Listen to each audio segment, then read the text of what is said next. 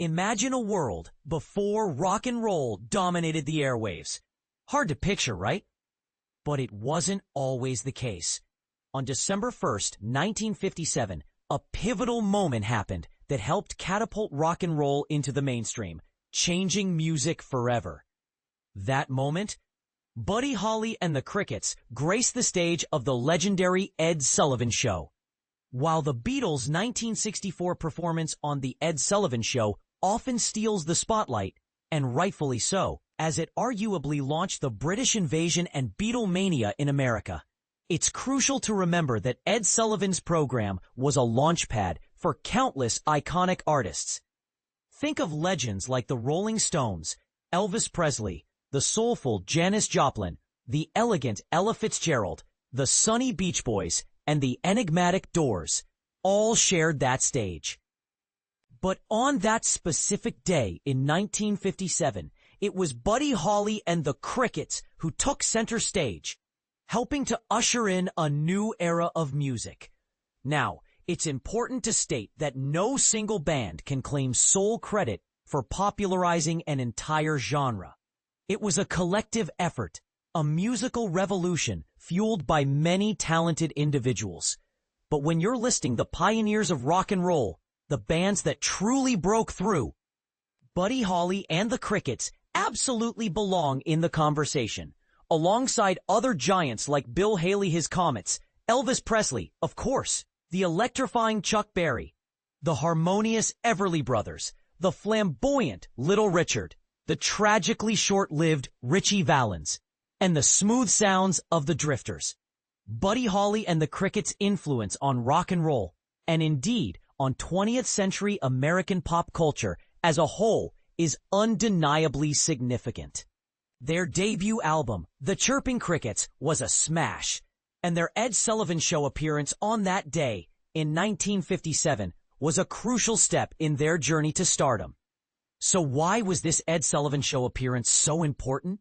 Well, in 1957, The Ed Sullivan Show was the pop culture institution. Launched in 1948, it was the go-to program for popular music, a tastemaker that helped introduce and popularize various artists and genres. It even played a role in showcasing country music and artists like Johnny Cash to a wider audience. Landing a spot on The Ed Sullivan Show was essentially a golden ticket, signaling that an artist was on the cusp of something big. And this is the part most people miss. It wasn't just about the exposure. It was about the validation. Ed Sullivan's endorsement held immense weight with the American public. After Buddy Holly and the Crickets appeared on the show, their trajectory changed dramatically, and they quickly became one of the hottest bands in America. During their performance, Buddy Holly and the Crickets captivated the nation with renditions of their hits, That'll Be the Day and Peggy Sue.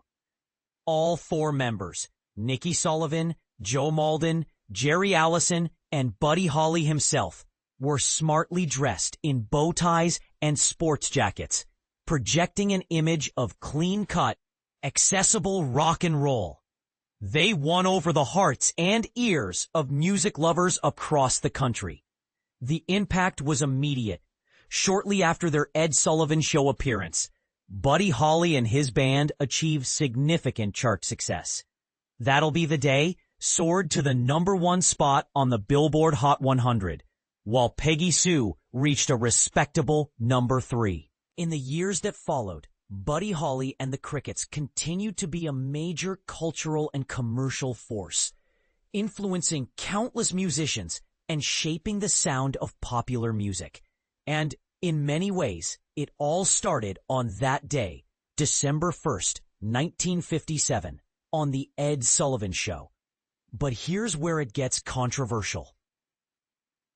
Some might argue that Elvis Presley's earlier appearances on the show were even more impactful in introducing rock and roll to a mainstream audience.